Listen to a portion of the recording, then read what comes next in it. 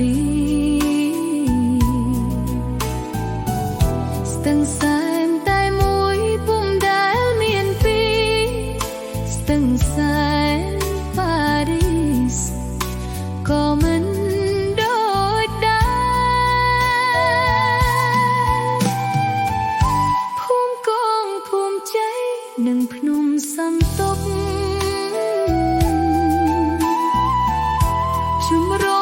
ជំរប់វាលស្រែវាលស្រែ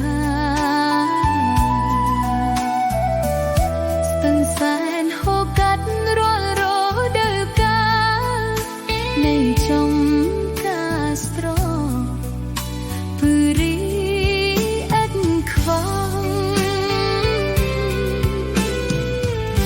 អូស្ទឹងសែនអើយស្ទឹងសែនស្រុកខ្មែរខ្ញុំយំឥតលះចង់ឃើញអ្នកណា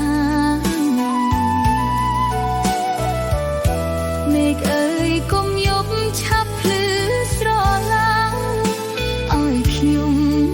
សង្ស័យនៅមាត់ស្ទឹងសែនស្ទឹងសែនប៉ារីសសប្បាយមែនពិតតែពុំដូចចិត្តដែលខ្ញុំប្រាថ្នាខ្ញុំចង់រួមរស់ឲ្យស្គាល់ភក្ត្រាមួយស្ទឹងស្នេហាស្ទឹងសែនខ្មែរអើយ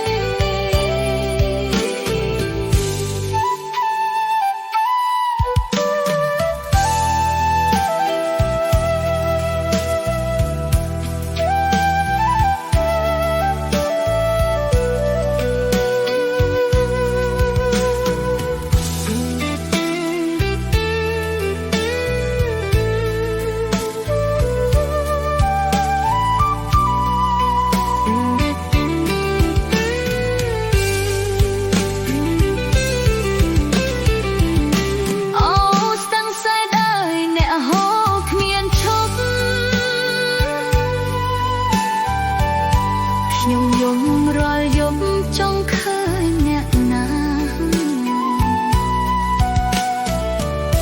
មេឃអើយកុំ